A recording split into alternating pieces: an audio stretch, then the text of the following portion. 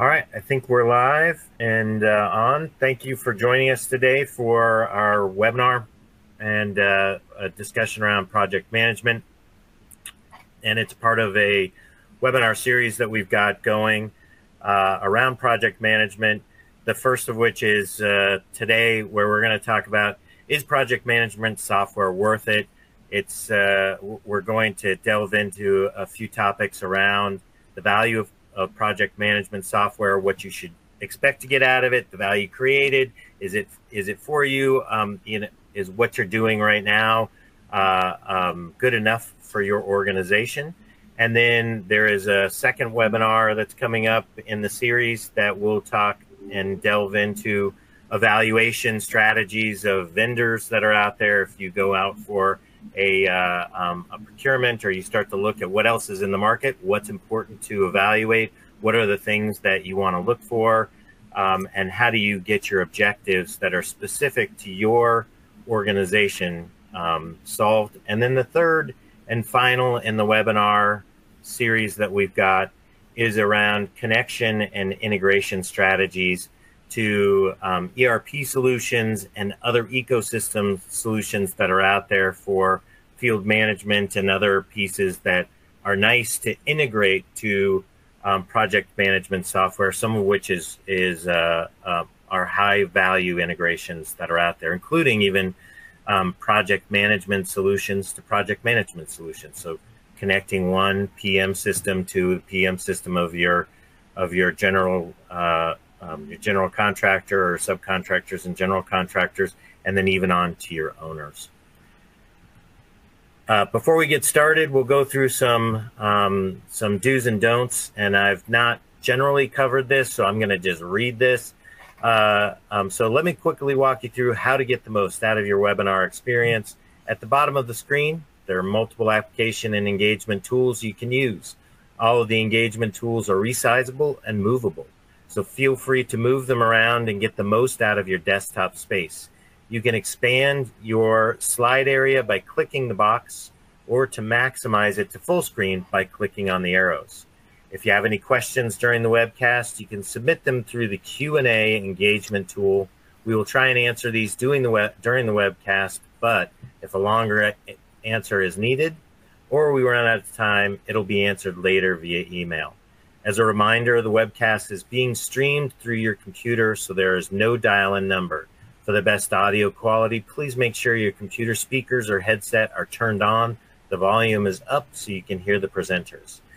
You can find additional answers to some common technical issues located in the Help Engagement tool at the bottom of your screen. An on-demand version of this webcast will be available in approximately 1 day after the webcast and can be accessed using the same audience link that was sent to you earlier. All right, successful. So we will also start with a disclaimer and a safe harbor. I will not read this, but basically it's talking about, we're going to get into things that may be forward-looking. They may be talking about things that are in pipelines or plans for companies or strategies that are out there. These are in no way commitments that any of our organizations are making, but they are things that that we do feel well enough about to talk about on a webinar. So that's the disclaimer, and we'll get into the webinar. We put together, in this webinar and all of the webinars in the series are a knowledge share and a discussion. And so we've gone out to our partners and our ecosystem and gotten some of the best and the brightest that are out there on this panel, inclusive of myself, to talk to you all today and share what our experiences are. We've got a wealth of experience that are out there, and so I'll have Chris Wetmore introduce himself to start off. Yeah, thanks, Tom, and great job kicking us off and getting us through that hefty disclaimer there. But Chris Wetmore, principal here at RSM, been with the firm for about 15 years now. My role here at RSM is I work with clients to really optimize their technology ecosystem, heavily based around sort of application architecture, everything from CRM to ERP to data analytics, and helping clients, figure out the right set of solutions to really drive their business, optimize their business going forward. I spend a hefty amount of my time, in the construction industry, whether it's in the general contractor or subcontractor or specialty arena, just working with clients and helping them figure out, how to navigate the world of technology and what's going to make sense for them. And like I said, help them drive their business and optimize this business in the world of digital transformation that exists out there. So look forward to the conversation. Dave, I'll hand it off to you. Hey, thanks, Chris. Appreciate your background, because I would say that I do a lot of those same things. I can relate to the type of work that you do. I'm president of Palmer Consulting Group, and also I have a second hat, which is CFO of a large commercial general contractor in Chicago. I've been working in the industry for about 28 years. Palmer was started about 14 years ago to help inform the construction community on technology advances, how you can adopt your processes to improve your experiences for your employees and your customers. So we work under the umbrella of wanting to integrate people, processes, technology, and culture to achieve your business outcomes. Our team works with construction companies, all shapes and sizes, all throughout the U.S., helping them select the right systems to perform their work, to optimize their use of technology, and also their processes to achieve their outcomes. So I'll hand it over to Tom so he can introduce himself. Sure. Thanks, Dave. So my name is Tom Brooks. I'm with Trimble. I've been with Trimble for a number of years, and I've been through a number of different business units in our construction technology division.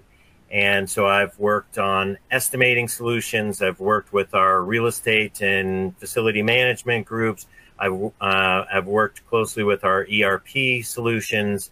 But probably the breadth of my experience, or the most years that I put into Trimble, have been around project management, and dating all the way back to our Prolog and Proliance solutions that many of you may have experience on, and onto our ProjectSight solution.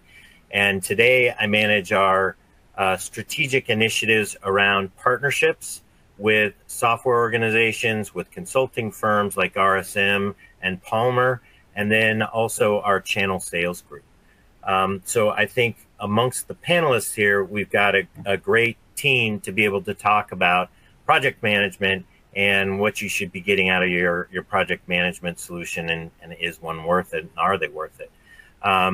So going into this, we're going to kind of talk about three premises for discussion.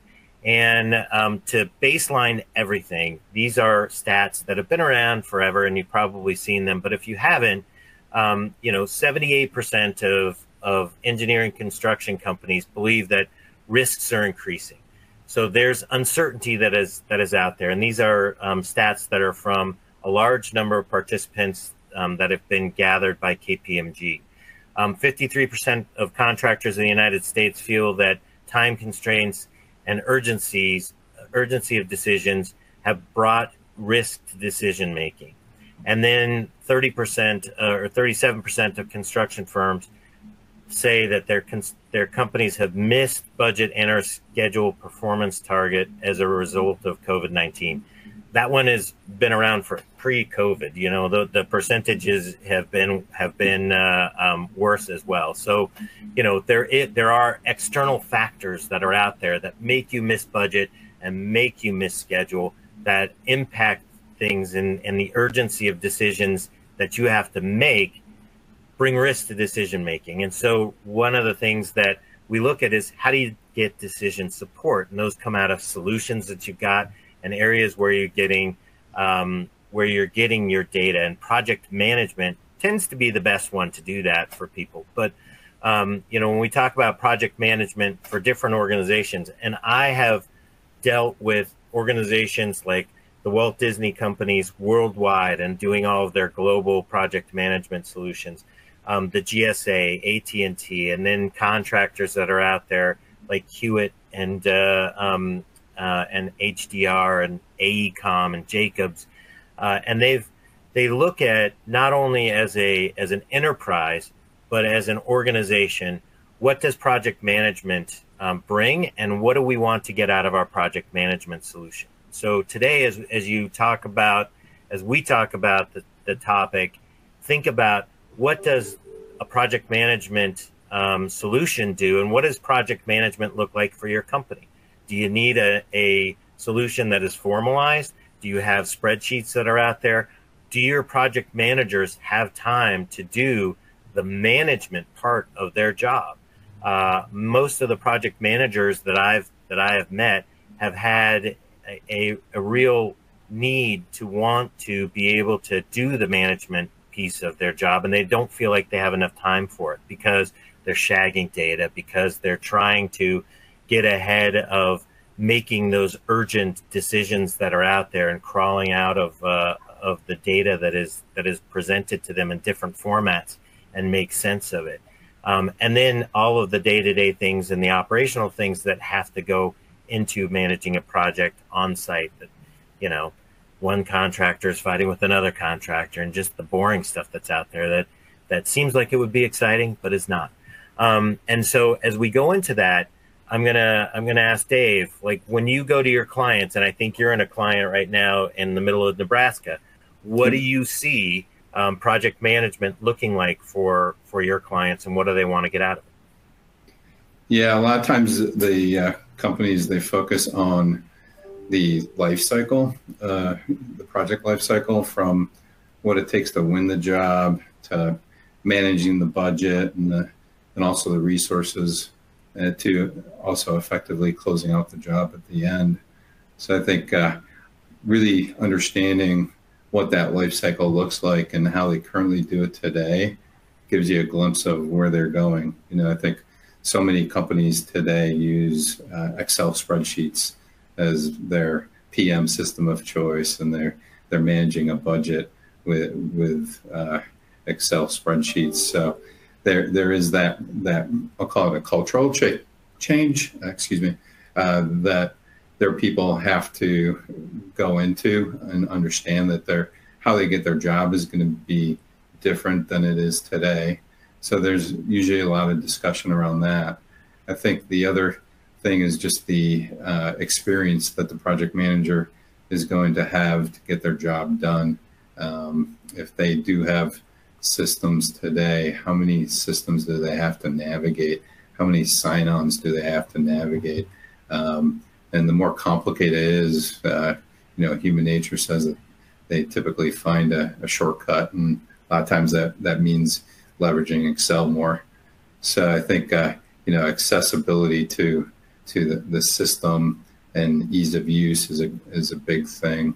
And then I think the other driver is just access to data, being able to see real-time data so that they can track their expenses and effectively estimate their costs. Yeah, I think so go ahead, Chris. Sorry. Yeah, no, I was just going to layer on. I think Dave's 100% right, especially around that last point. When I talk to leadership within my clients, a lot of it is visibility into data, right? And that's what they're desiring. They're seeing these PM solutions as a way to sort of get data quicker and in a more standardized, quality fashion, right? And that drives a whole lot, a lot of downstream opportunities across the board, from decision making to, quicker change management, change order management, better cost tracking. That visibility at an executive level is usually a huge driver, right? That's those are usually the people who are signing off on the buy around a PM tool like this. At the PM level, you're seeing hey, how can I reduce the manual effort, to Dave's point around my day-to-day work? How do I get out of Excel or out of smart sheets? I've seen a few clients, do some unique things with smart sheets, but, at the end of the day, it's still driving a very, very manual type process of gathering information and getting it in. And because of the lack of rules within those systems, it still continues to create an inconsistent data set, which is obviously going to drive some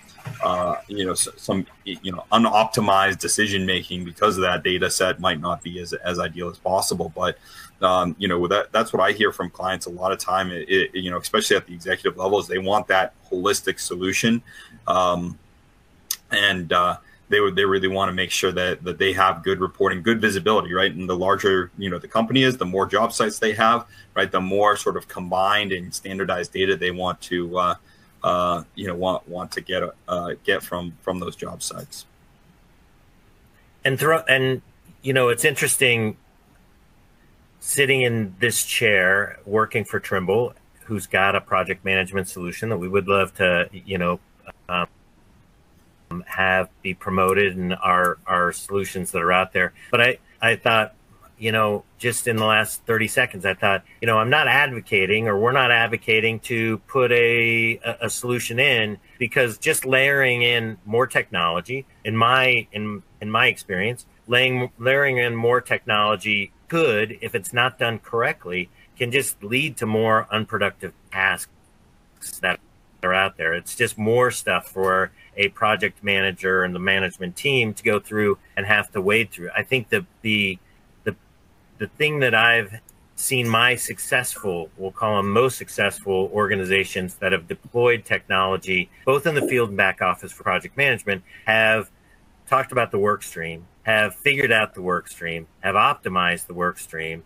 And that's one of the reasons why I think when we were looking at who we were going to bring on to this webinar, we looked at Palmer and RSM, because you guys do a lot around technology, obviously, but it's optimizing technology and the manual processes, or the work stream processes that go around that make sure that your productivity of your project managers, of your field staff, of your back office staff are optimized as much as possible. We can't, you can't make paint dry any faster. You can't, hang drywall any quicker, really. You've got to get the productivity around optimizing your analysis and getting in front of decisions and problems before they're out there.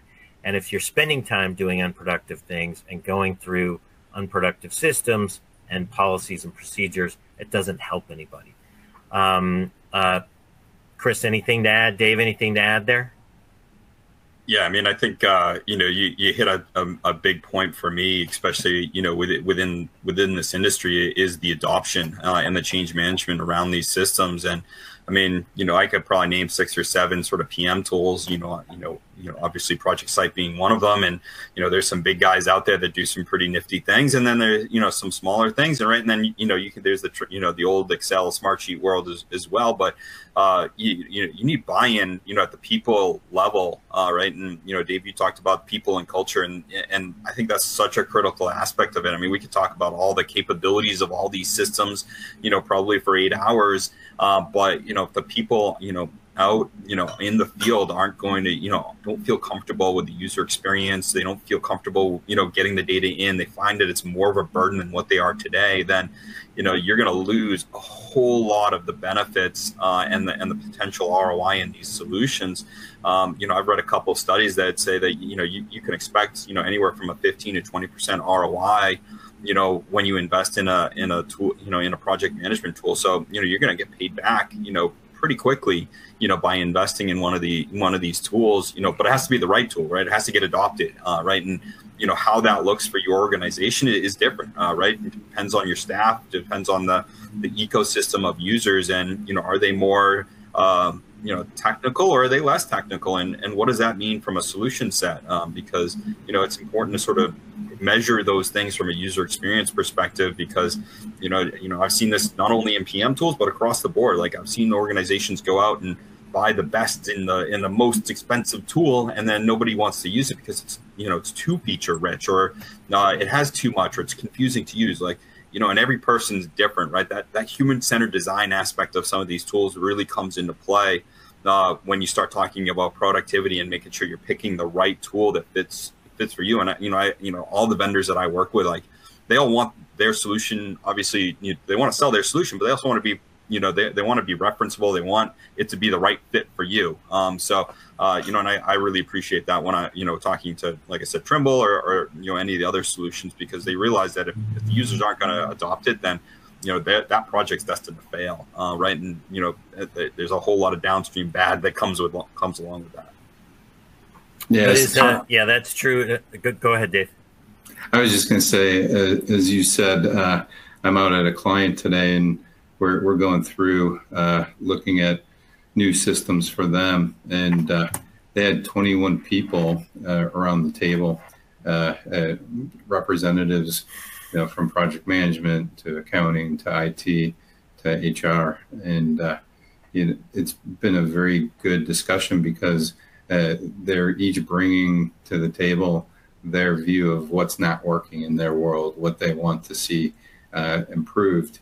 And one of the things that we like to do is make sure that we're talking about success factors. Picking systems, implementing them is tough work. Let's describe the success factors, what it looks like down the road, so that then we can start putting some ROI factors to that. So today we're talking to the project managers and the estimating team, and they're talking about, hey, wouldn't it be great if the workflow between estimating to bid to PM system was streamlined, and that we didn't each have to have our entry, data entry into each of our systems. And part of it's how the systems work, and the integration of such systems, but also it's partly processes and the willingness to kind of put the holy grails, those things that you might not otherwise want to change, and say, okay, everything's on the table. And in this instance, it was like, okay, well, let's talk about changing how estimating estimates, and using the same cost code structure that ultimately the PMs use for their projects. So there was a lot of healthy discussions around that. So my advice is that if you're not having those crucial conversations, you are going to end up into a bit of a kind of a mismatch of what you thought that you were getting and what you're going to succeed with what you're able to actualize. Right. And it's hard, and so I'll wrap this one up and we'll go to the next premise that we've got. But it is hard to make sure you're hitting everybody's objectives. And so one of the things that I heard from both of you was focusing in on what's important, hitting the objectives. And when you've got 21 people, that just shows you two things. It shows you that there are a lot of stakeholders in an organization that are touched by a project management system or the project management outcome. And I'll bet you, of those 21 people, they're not all people that are out in the field. They're not all on the job trailers. They are, there's a mix of organizational representatives that are out there. And two, how do you, when you got 21 people that are putting their opinions in and saying what's important to them, how do you get an objective? And that really is where you really have to get very focused. And I think that's one of the reasons why you see that people fall back to what's easy, because they don't feel like they're getting their objective. And so they take it offline. And even though you may have as Chris mentioned, a really expensive system or the best system that's out there, but people aren't using it or using the breadth of it. And so, we mentioned the word Excel and a flurry of questions came in. So make sure if you've got questions, hit the Q&A and add those questions. But, I'll read one of them because it kind of hits on the theme of a bunch, which is the question is, you just hit a pain point for me. How do I convince our owner to move away from Excel spreadsheets?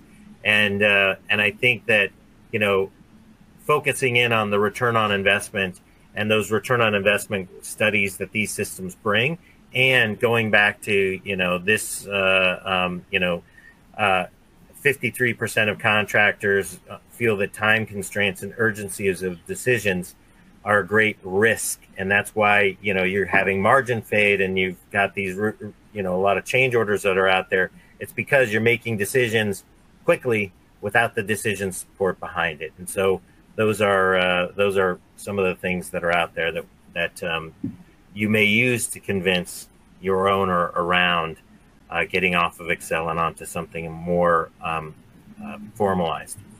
The second premise of today's webinar that we've got is what to do if your current system is chaos. So I think we've described like a somewhat chaotic, and a lot of you probably can appreciate that your project management solution and IT infrastructure sometimes can feel very chaotic.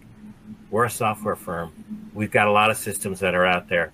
On a daily basis, I feel that we have got chaotic systems that are out there. Not because they don't deliver value, but because to me as a stakeholder, sometimes they don't deliver value to me. And so how do you do, what do you do if your system is chaos today? How do you get your arms around that? How do you reset? And if you don't manage it, it's going to get worse. It's going to get worse if you don't simplify it. And I've seen this over and over where somebody thinks that putting new work processes in is going to be the magic bullet. But if you don't get through an objective-based outcome that is focused on that, your chaos will get worse. And so I'll turn it over to Chris. What do you see with your clients that are out there from a chaos standpoint? Do you walk into a lot of chaotic, or does it seem like, do you ever walk in and you go, hey, you guys got this really licked, what's for lunch? I mean, if that was the case, I'd probably be out of a job. So, yeah, I mean, when I think about the industry, one of the exciting things about, especially, probably over the past 3 years, is that, construction tends to be a little bit of a laggard around technology adoption. And well, with that laggard, that causes an increase in chaos around sort of the application architecture, if you will, right? As well as, we see obviously a lot of owner operated construction firms, and investments in large technology projects obviously are going to come back and hit their wallets. So you tend to see a lot of organizations run solutions for a long period of time. You're starting to see that sort of come, that sort of mindset sort of come to an end as there's changing over of generations, as well as sort of the massive migration to the cloud, right? I mean, the old sage timberline that exists out there, probably a bad word in the Trimble land, but that's seen its day, right? It's coming to an end. That sort of classic Windows type application is gone away in favor of a cloud-based solutions, right? Project management, cloud-based solutions, like web-based solutions, right? And the newer people that are coming into the industry, like they want those, like they're used to working and living on the internet. So, if you've got like a whole host of antiquated, chaotic systems that don't talk to each other, right? You really need to take a step back and think about, where you are from a business. What is it taking to maintain these things? Both from a people perspective, a technology perspective. But I think it's important to really sort of take a step back, look at the entire architecture and how they all integrate and what's going to be responsible. What is the system of record for each thing? And, what makes sense? There are, ERPs that have project management solutions built within them, and sometimes it's more simple, et cetera. So let's, in my mind, it is all about taking a step back, assessing the entire environment, and create that strategy, create that view of the organization from a technical perspective, and how's it going to relate back to the business to deliver value. A little bit long-winded there, but Dave, maybe you have some perspectives as well. I would agree with everything that you said. I would add on the documentation of processes.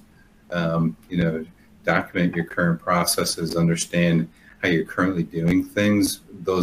That process will discover some of the inefficiencies and some of the chaos that's happening, and then you can go through a work session on managing. Okay, what does that future state look like? I'd say the other thing is that make sure that you are putting in a training program so that you're constantly training on processes as people go from project engineer to project manager or superintendent, that you do have that playbook of your processes that you're getting in front of your people and making sure that they understand how to get a budget into the system or a contract out the door. And then that helps kind of defray some of the chaos that we've been talking about.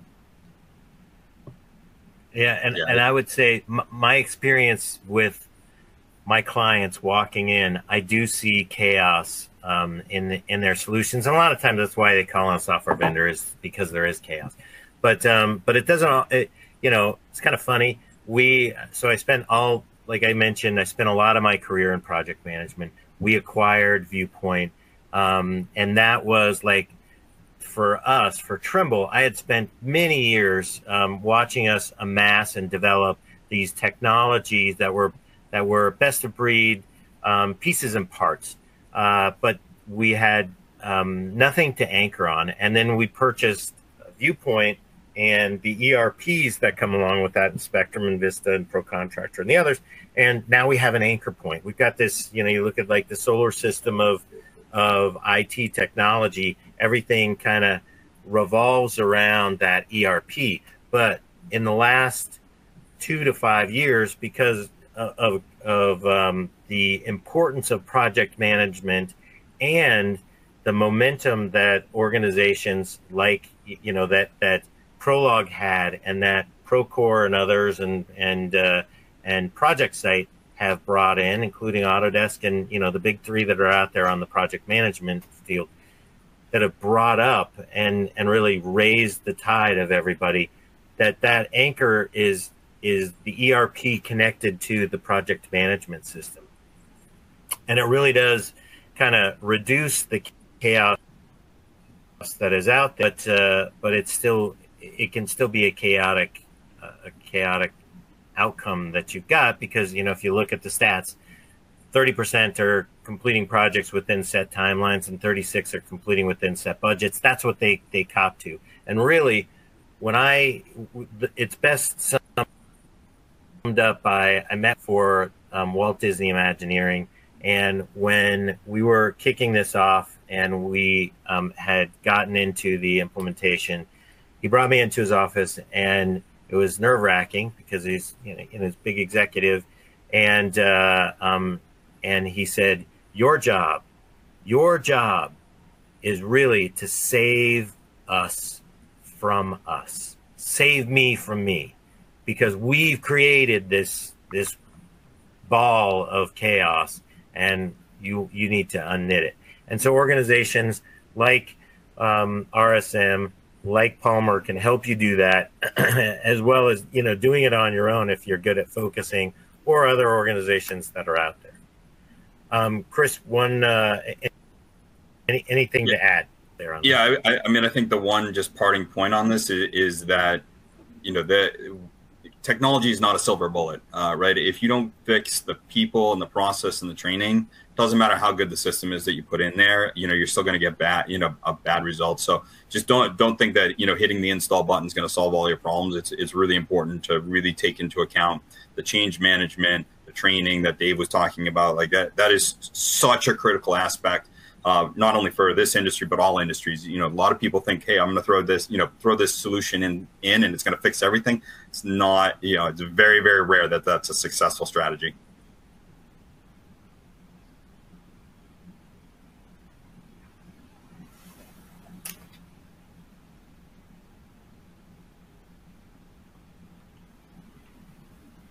I think, Tom, we're missing your audio here. I thought it was just me. All right, I'm back on. No, sorry, I muted myself because I wanted to clear my throat, and then never unmuted. Apologize for that. So the third topic and the third premise for today is what we call the implications of doing nothing.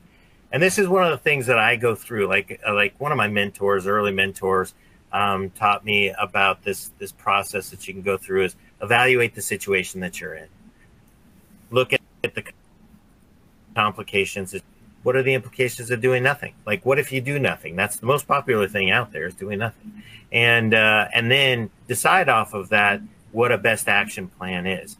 And when you look at the implication of doing nothing, like, what is your current process or project management solution? And that might be Excel and emails and other things. That might be a formalized solutions that is out there, like ProjectSight or Procore or one of the other ones that is out there. Or it might be using your ERP or other financial systems to help you with that. But is it meeting your needs? Is it adding to or detracting from the chaos of project management? Is it allowing your project managers and stakeholders to do their management portion of their job? Or is it burdensome to them? And how do you, and then, you know, our discussion can be around how do you assess if you've outgrown your current solution, and if you're simply not using it correctly. So this is the situation where, have you outgrown it? Is it just not for you? Is it something that's not working, or are you just not using it to the fullest extent? And look, it's great for vendors that have software, when people come in and they've got these feature-rich technologies that are out there, to come in and realize they're just not using a lot of it. They've got to find system that works for, you know, 90% of this vendor's customers, but these guys just didn't implement it correctly, or not using the full breadth of it and getting the value. So, you know, as we go into this, there are tools that are out there that can help you to understand where you stand and against the industry. One of which is the CFMA and the financial benchmarker that is out there, that's available through organizations like Trimble or RSM or Palmer, can help you get these benchmarkers or evaluate these benchmarkers. And you can see, I'm a $50 million specialty sub electrical contractor. What should my material cost be in the Southeast? And what are my peers seeing? Trimble also does a financial benchmarker that we put out on a quarterly basis that's available to you to download off of our website. So as we go into this, you know, I'll put it back to Dave and Chris. You know, these benchmarking tools that are out there, understanding where you stand when you walk in. How do you guide your clients on evaluating, is do nothing an okay strategy, or do they need to come up with the best action plan? I'll jump in. So the first thing that we do is talk to leadership and find out what their strategic plans are. So if their strategic plans is to be complacent and do nothing with the organization, then maybe it's a good match to do nothing with the PM system. But you know, I think most companies, like the one I met today, we met with management, and they have a strategy that you know, is based on growth. So, you know, that's in terms of not just revenues, but in terms of growing the employee base, the number of employees, going to a few new locations, changing the different types of work that they're doing, growing the you know, more presence in the federal sector. So all those things come with risk, and you know, so do nothing, you got the risk of that you can't accomplish all those strategic goals for the company. Doing nothing means that you're probably your risk profile is changing as the company's changing. So doing nothing is opening up yourself to taking on more risk, whether it's knowing or unknowing, right? You know, so I think that's how we always look at it, from that connection back to the bigger picture. And I think the other point is that employees these days, you go to any construction management class and program, they're all training you on project management systems that the construction industry uses today. So that sets the expectation that when I get my first job, I should be working with an organization that's working with these tools. And if you're one of those organizations that are behind the times and too manual, too much reliance on Excel, you're probably not going to attract and retain your employee base. And I think in today's world, this next generation, they don't know. There's an expectation that I better have the right tools and I better have the right data in order to perform my job and meet the expectations of my job. And if I don't, I'll go find another organization that can do that.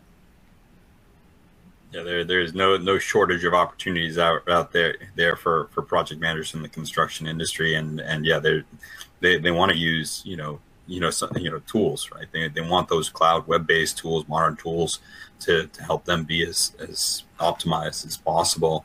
I think, Tom, to your point, the first, the leading indicators is usually around some of the benchmarks that are out there in terms of, what do the margins look like on my jobs? How is that looking? What does my overarching cost structure look like? And, am I off benchmark? And, sometimes, you're going to be a little bit below, a little bit behind, when you see far outliers, right? And then, you're going to inherently know that, hey, things aren't going well, right? I'm not seeing as many change orders, or, the costs aren't sort of adding up quite correctly.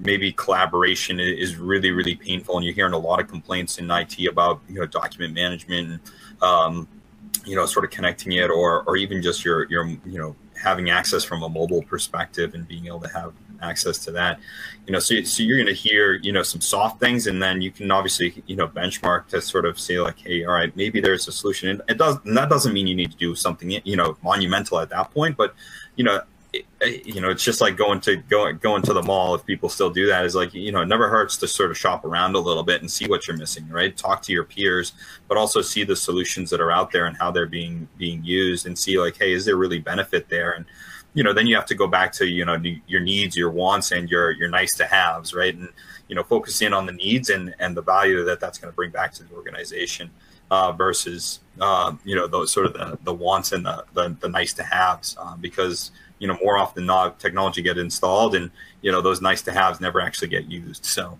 it's important to just understand the value that you're going to get there, the ROI, and, once again, to Dave's earlier point, like, get the buy-in, and take the culture and the people into account here.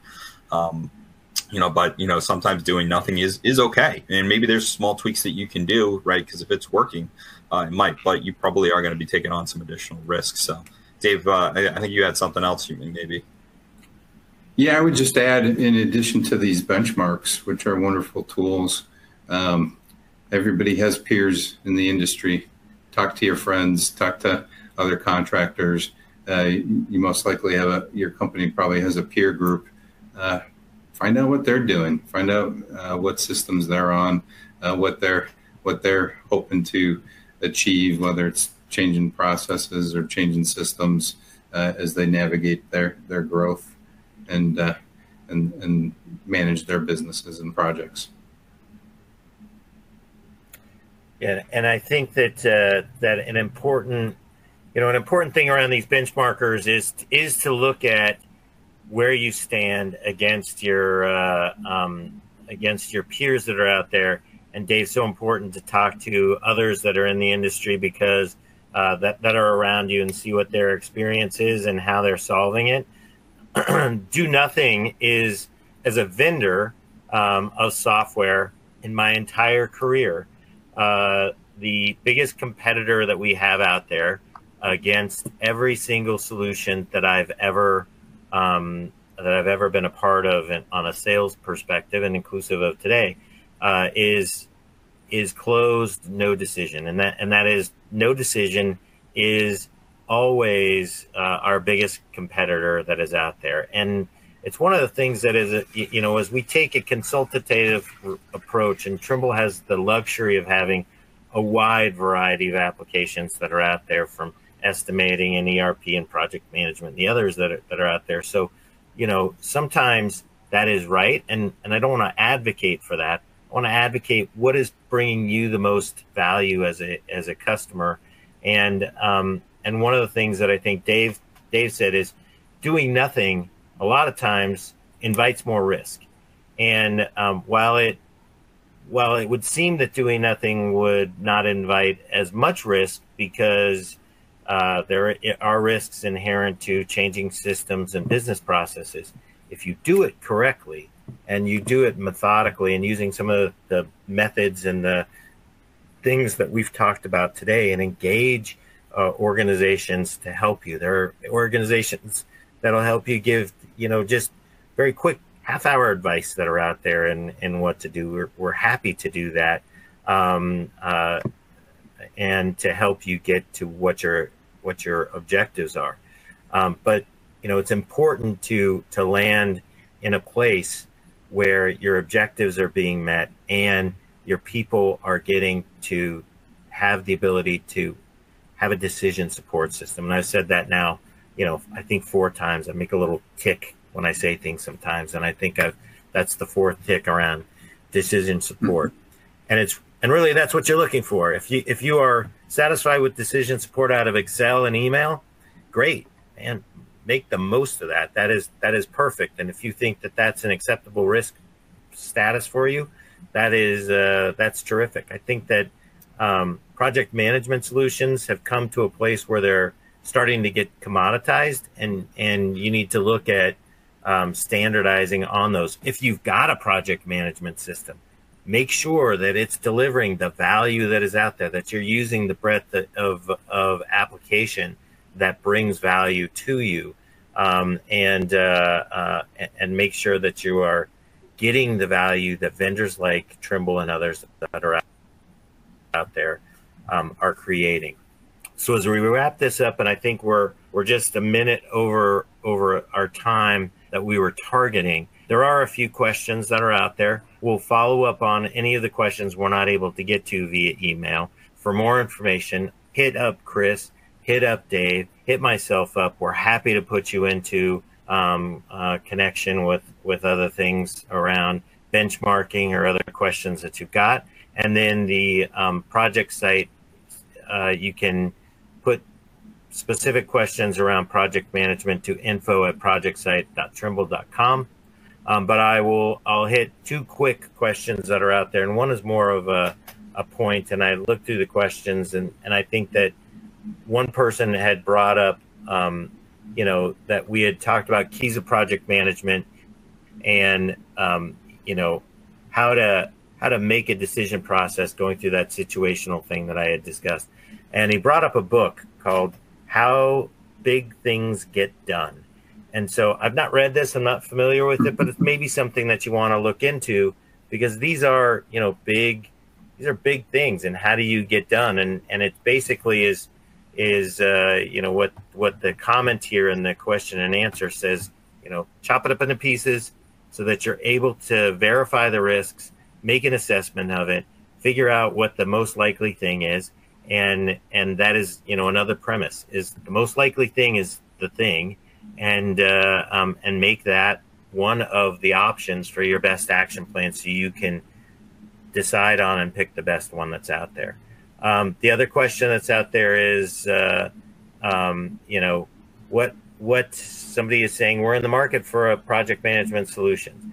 The sales pitches are overwhelming? I'm sure they are. I've made many of them. What are the top 3 or 5 questions or red flags that we should hone into? So speed round for Chris and Dave. We'll start with Chris. 3 or 5 questions that you should hone into that would be that would elicit out the red flags of vendors that you can narrow down to, because there are a lot of us that are happy to make our pitches over and over. Yeah, I'll give a couple of real quick ones. I think, mobile capabilities is really important. What does that look like? How is it going to act? How's that going to get adopted? I look at integration requirements. What systems does it need to integrate, from your ERP to your data warehouse, et cetera. Like, how is that integration sort of ecosystem look like, open APIs, et cetera? Do you even need integrations? Right. And then from there, I really look at sort of the collaboration, document management aspect of it and how that works. Particularly, I think that's such a huge point, along with change order management and making sure that that's really strong and sort of meets your process. Those are the big ones that I always think about from a project management perspective. Yeah, those are great ones. I would add, seeing the standard reports that the system can generate, and then show me examples of how to customize and generate reports out of the system. I think a lot of times people forget about the data, and it's important to be able to access it and see it the way that you want to visualize it. The other thing is, don't forget good old-fashioned references. Ask for references from construction companies that they've been successful implementing with and using their system. As a vendor and a person who has spent many years out in the field, I agree with those. It's funny though, because I can't tell you how many demonstrations meetings I've been in, and we go through and we focus on the day-to-day operation. We give a great demonstration meeting on, which is actually almost a training session on how to use a piece of technology. And then we get towards the end, we run out of time and we say, well, we don't have, it's like the end of the Tonight Show where he says, we don't have time for Matt Damon tonight. We kind of get there and then we go, we don't have time to go through reports and we don't have time to hit the mobile. And those were two things that you said were critical questions to ask. And I think that they are things that vendors need to make sure that they're bringing, because it connects. That's how you connect field to back office, right? Good reports connect the back office to the field, because the field's getting value out of the data that they put in. They see the outcome. And then having good mobile and good capabilities and ease of use, applications that have good UX and ease of use, get that data in so that you can then do those feature-rich reports. I'm not going to go through these just from a time perspective, but again, it's go back to your plan. Sometimes newest isn't the best. Don't operate in a silo. Look, we got a lot of people that would love to keep buying technology that is out there, like ProjectSight, that has been retired because it's the Sherman tank of project management. We've got a lot of Sherman tanks of estimating and things like that. They just work. You get in, put the key in, you just know it's going to start. So the Ferrari of the application world isn't always the best one to go to. High maintenance, doesn't always work when you put the key in. A lot of considerations to getting it towed. Those premises can go over to the IT if you're buying something that is feature rich or flashy. Just look at what's important to you. Upcoming events. Again, if there are questions that are out there and there are questions that are out there that weren't answered, we'll answer them via email. If you want to follow up with any of us, we would love to hear from you and answer questions or take a phone call and spend a few minutes with you. We're going to be doing the second of the webinar series that's going to talk about, evaluation, what's important, and then on to the third, which is connecting and integrating. Please sign up for those. We would love to see you, hear your questions during that, and listen to us talk. This is a lot of fun for me. I'll speak for Dave and Chris. I think it's a lot of fun for them. It's a great, if we had couches and we're sitting next to each other, it'd be awesome. So thank you very much for attending. Thank you for coming today. Dave, Chris, anything else to say besides thank you? No, thank you. For me. Yeah, and I can vouch for, Trimble's a great company. Call us. Palmer, great company. We've got a lot of joint customers that are out there that are great. RSM, another fine organization. They can help you out if you've got a need. Call them. There are others that are in the ecosystem, and make the most of what Trimble and others that have got out there for you. Thank you very much. We really appreciate all of the questions, all the participation virtually, and we will see you on the next in the series.